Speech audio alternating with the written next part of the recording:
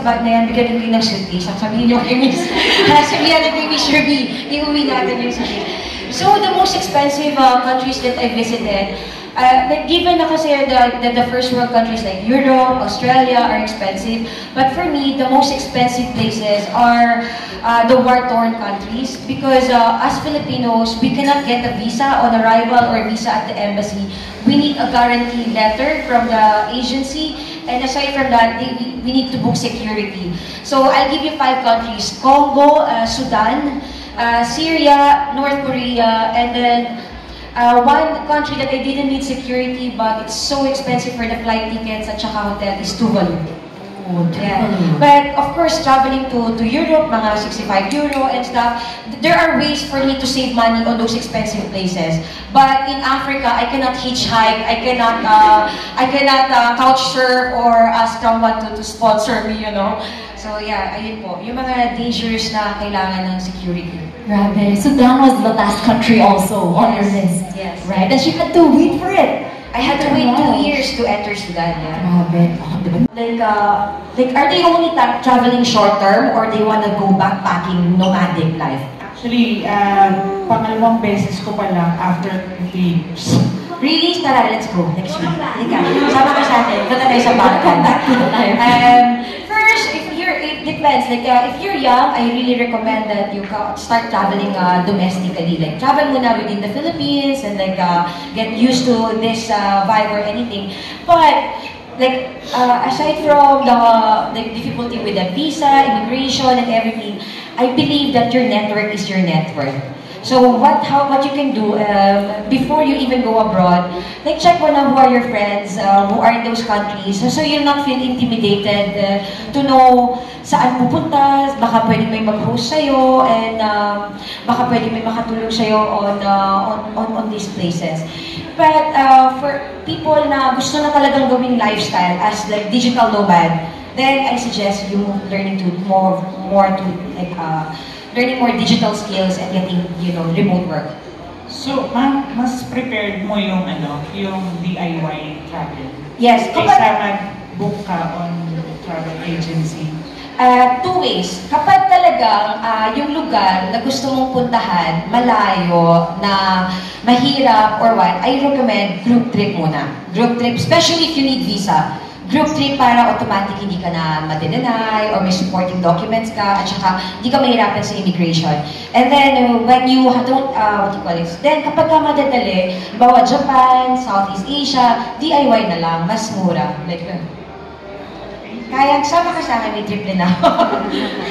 Thank you so much. I'm not trying to be pessimistic or negative. Like, if you know me personally, I like miss positive vibes that do in my body. But my baseline is the world is very dangerous. And even before I started traveling, my last corporate job was working for an oil company. We were handling security. So I was taught, before even going, how can you survive? How can you get out in this place? Kapag may danger, how can you make sure na kapag may shooting, how can you survive? Paano hindi ka mababaril, hindi buhay ka? And what will you do next? And before that, working at the embassy, I've learned that kung may mangyari sa akin, what will be the protocol? Who to call? Which embassy? Which police? What kind of report do I need?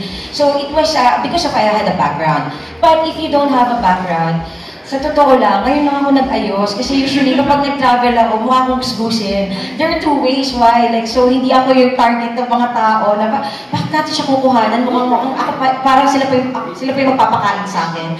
Sila pa yung natatakot. Kaya parang wag nang kunin, di ba? And at the same time, I really follow like few rules. I don't go out late at night. And then I send my parents the tracker kung nasaan man ako. And if I know, I have one golden rule. You don't go cheap in a cheap country. So, halimbawa, di ba, you can go cheap in an expensive country. I could stay in a hostel in Japan. I could stay in a hostel in Barcelona. But I will not stay in a hostel in Congo. Kasi baka doon ako kidnapin, doon ako magkasakit, doon ako may maano. So, I have one rule. If the place is cheap, you don't go cheap. That's where I spend more money. And then, I don't drink on my own, like if I'm traveling solo. And really, if it's too dangerous and then kung pera lang talaga yung anuhan, I try to find a travel buddy or a group. Or one technique that I talk about this in one of my interviews. Before I arrive to the new country, especially if I'm on my own, I look for a mama. Like sa plane, sa airport, sa check-in or what, I look for a mom. I call them my mamas, M-O-M-M-A. And I befriend them, and most of the time, these mamas of this country, I have a mama from Sierra Leone, I have a mama in, they will check on you. Where are you going? They will talk about you, and every day, they will check on me. Saan ka pumunta? Sino nang kasama mo? And then I keep reporting. So whenever I feel like I'm in danger, I would tell the new people that I meet that I know someone here. And then this mama, I have a selfie, I have a proof. And then, actually ngayon, when I come back, it's easier and may mga aapo na rin sa'yo. But yeah, those are my tips. Like, you don't go cheap in a cheap country. Find your local mama, even arriving in the new country. And then, really, like, it's true, the world is dangerous, but you just have to be prepared and like not really put yourself in a situation na magiging national news ka. Diba? Right now, I just published my booklet. Actually, nasa yung booklet ko. Meron akong booklet sa bag. I have a booklet which is how to become a digital nomad. But I am already part of a community. There's an international organization, especially for you guys. If you want to travel abroad, there's a community called Filipino World Travelers. So, hindi siya for all, but like if you want to meet Filipinos who are abroad and very well connected and very good community, you should join them. And they only accept members once a year, but you could be an affiliate and partner. But I am, to be honest, like I want to do that later on, but I realized that the best way for me to really like inspire the next generation is by publishing a book. And my booklet is on its way, like taglish siya. Tapos, Fuck naman dyan. Let's go for time together. My goodness. Yeah. Then, next year, lalabas na yung, I have a book deal with Penguin. Next year, ilo-launch na siya, How to Become a Digital Nomad. So, I hope we could form a community. There's already an existing movement. So, hindi ako nag-iisa, to be honest. Ako lang yung pinakamaingay sa media. So, kasi nasa media din ako, di ba? But, like, there's already an existing community. So, join ka. Join ka sa atin. Waiting for approval na, no? Nasa request sa group. Like, this is my passport, and even until now, it's difficult for me. To be honest, now mas mahirap. I'll give you an example. I was about to renew my US visa, but because I've been to North Korea, to Sudan, I had to, even though for the renewal, there's like visa interview waiver, I had to go to the embassy yesterday for them to interview me to renew. So it's really difficult. And even for Filipinos, it is very difficult. But I will teach you some strategy that I did. Later on, how I wish I did it sooner. So first, I suggest that you travel to visa-free countries. Start with Southeast Asia. We call it the Banana Pancake Trail. Start in Laos, Vietnam, Cambodia, Thailand, Singapore, ganon. And then next, you proceed to the countries. One golden rule, if there are a lot of Filipino OFWs, maybe it will be difficult for you to travel. Kahit na visa-free. Kasi isipin nila, ay may pinsan to doon, or may ganyan. So ang suggestion ko for us, kasi sabi nila na, punta ka sa mga complicated. No, it's easier to go there. Basta visa-free. Don't go first in countries that are full of Filipinos. You might have issues sa immigration here and immigration there. Or countries where the Filipinos go visa-run. So, punta muna kayo sa countries na alam mong pang tourism. And then, after you go and have stamps, again, get the visa to Japan, South Korea, and then next step is you go to Australia, then of course, then you go to the Middle East, and then to Europe. Once you start to collect passport stamps, and then once you start to mention that you're returning to the Philippines or going onward country, then that's when you apply for the 10 years. There's a secret. You can get 10 years UK visa. You can get 10 years Canada. You can get 10 years USA. Once you have that, all the countries in Central America are visa-free. If you have a USA visa, you're visa-free to go to Mexico, Panama, Ecuador, and what do you call it? And also, you can go. Do you know that if you go on a cruise ship in America, you don't need visa to enter all of these Caribbean countries. So, basta ang pinaka-importante lang, the priority is to make way for you to get the 10 years visas. Then, the world is your oyster. And then one more tip that a lot of people ask me, so hirap naman nun, pabalik-balik ka sa Pilipinas. No, like nowadays, it's easier because there's this term digital nomads. And during my time, I couldn't explain to people why I don't return to the Philippines. Because what I did was, when I was in South America, I made Colombia my base. That's where I even got my USA visa. When I was there, I traveled to all of the countries in Latin America. And then when I moved to Europe, I went to Montenegro. You know, if you have a Japan visa, you can enter few countries in Eastern Europe without European visa, just Japan visa. Then when I went to Montenegro, I traveled entire Europe. When I did Africa, I based myself in Ethiopia. So for us, you don't need a proof to return to the Philippines. You only need a proof that you are traveling onward to a different country.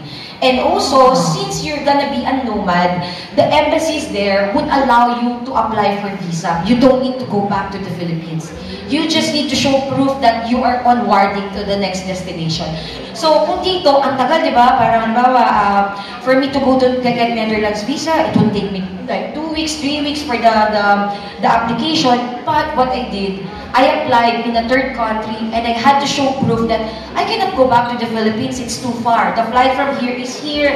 So, ang pinaka-secret lang talaga sa application, it's not about how much money you have. Kasi I had the money, then I'd spend it, then I had to wait, and then this.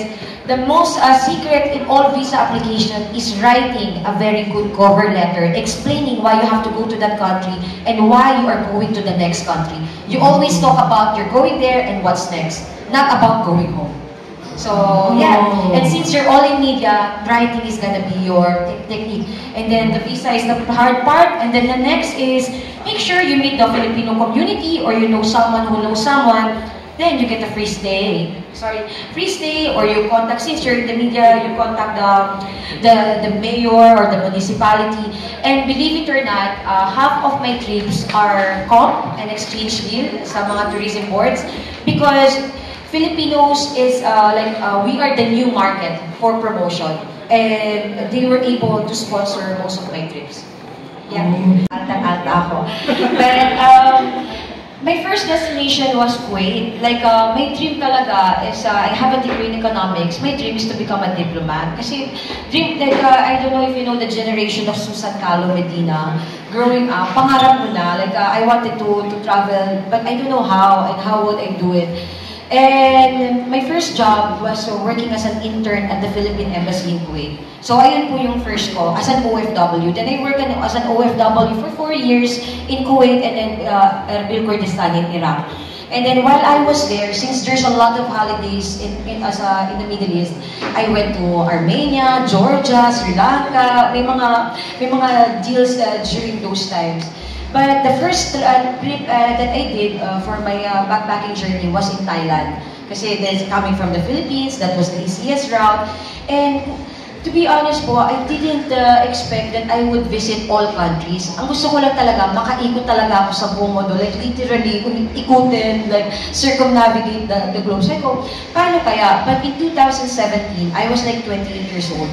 And I did 100 countries, and then I got sponsored for a trip to Antarctica. That was like $16,000 trip, and I was free. And I realized the reason why the cruise ship sponsored me was because there's a lot of Filipino crew, and they just want to entertain them that, look, we are bringing a blogger, and they just want me to interview all of the crew. And then, with that thing, I was like, wow, a big company sponsored me like this. Kaya-kaya ko na yung iba, di ba?